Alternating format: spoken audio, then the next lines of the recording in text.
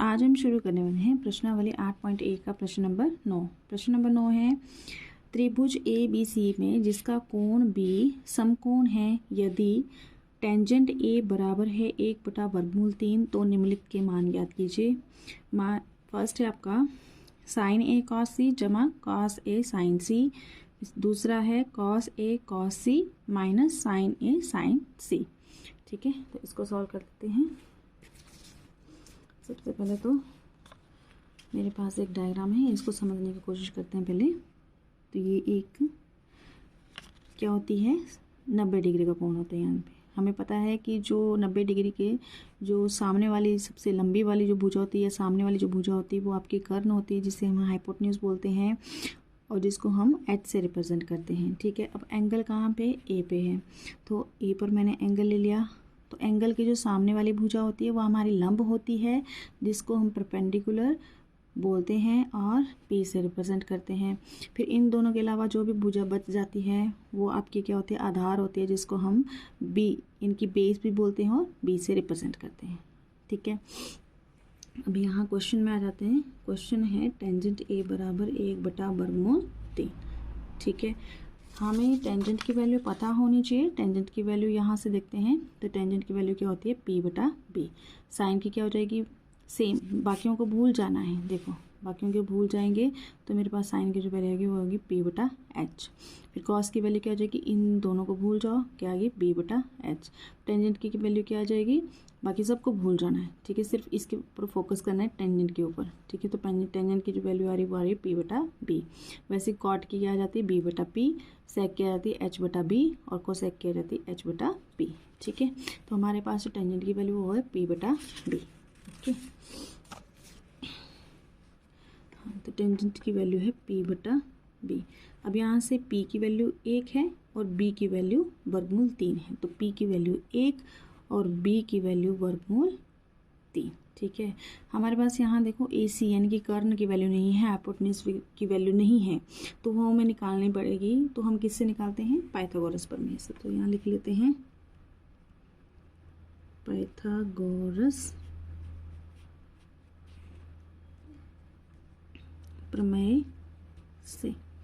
Pythagoras प्रमेय बोलता है कर्ण का स्क्वायर। तो कर्ण यहाँ पे मेरे पास कौन सी भुजा है, AC, तो AC का स्क्वायर बराबर है आधार का स्क्वायर जमा लंब का स्क्वायर। आधार यहाँ पे मेरे पास AB है, AB का स्क्वायर जमा लंब है मेरे पास BC वाली भुजा, BC का स्क्वायर। ठीक है, तो आ जाएगा AC का स्क्वायर, क्योंकि ये हमें निकालनी है। AB की वैल्यू दे के रखी है और वो कितनी है, वर्गमूल 3 है, तो इसका स्क्वायर जमा BC मेरे पास यहाँ पे 1 है, तो 1 का स्क्वायर।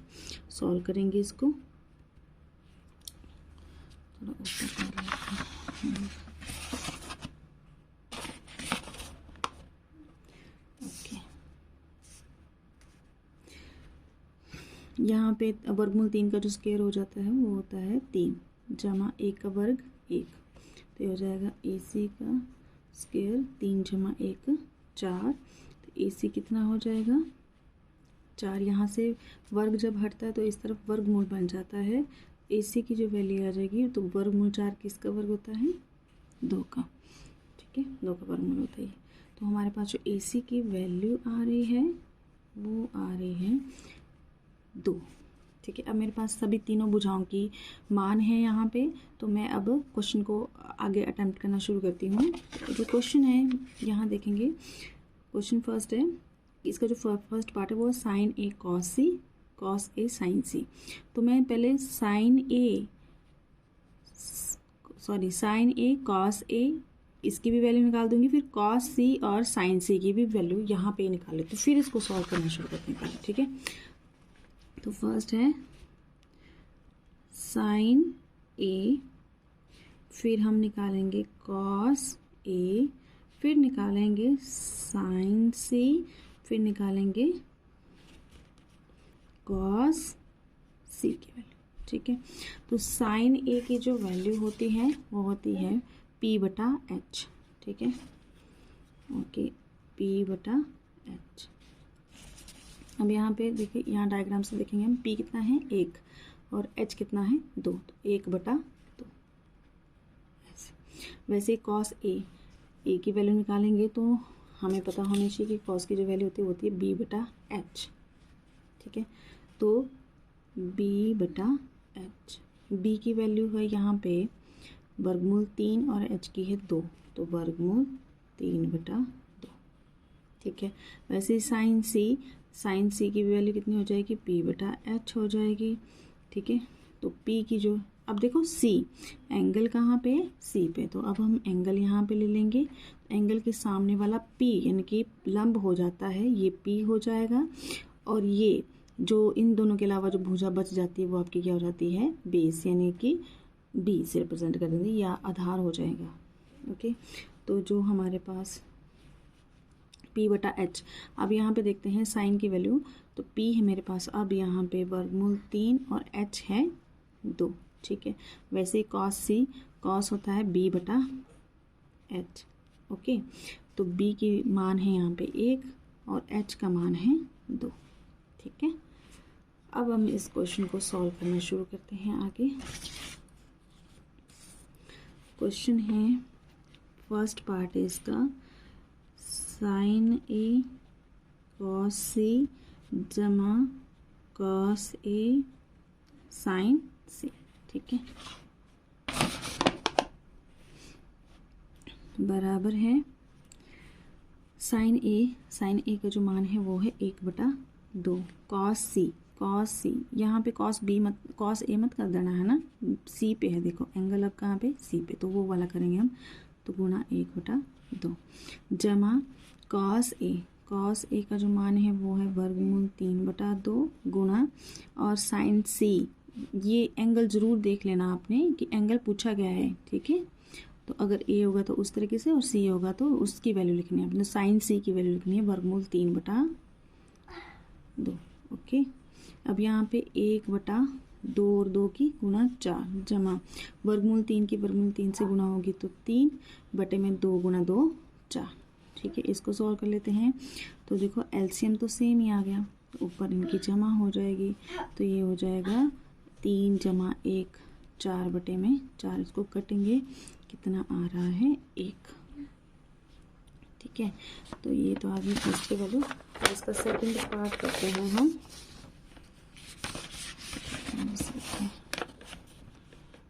ओके,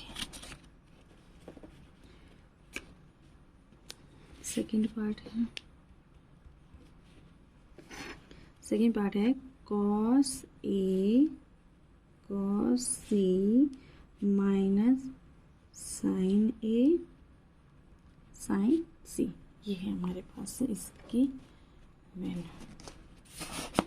ठीक है, अब देखो कॉस ए की जो मान है वो है वर्गमूल 3/2, तो यहाँ से लिख लेती हूँ वर्गमूल 3/2। कॉस सी का जो मान है वो है 1/2, माइनस तो माइनस लगा दिया, साइन ए का मान है 1/2 और साइन सी का मान है वर्गमूल 3/2। ठीक है, अब इसको भी सॉल्व करना है, करते हैं। बराबर है वर्गमूल 3 गुणा 1 वर्गमूल 3, 2 गुणा 2 4, माइनस वर्गमूल 3 और 2 गुणा 2 4। ये देखो ये प्लस का वर्गमूल 3/4 है और ये माइनस का वर्गमूल 3/4 है, तो दोनों क्या हो जाएंगे, कैंसिल आउट, और आंसर कितना आ गया हमारे पास 0। तो हमने दोनों पार्ट्स निकाल लिए इसके, फर्स्ट भी और सेकंड भी। तो ये था आज का हमारा प्रश्नावली 8.1 का प्रश्न नंबर 9। ठीक है, जो आपको प्रश्न नंबर जो 10 होगा वो आपको अगली वीडियो में मिलेगा। तब तक के लिए अपना ध्यान रखना है। धन्यवाद।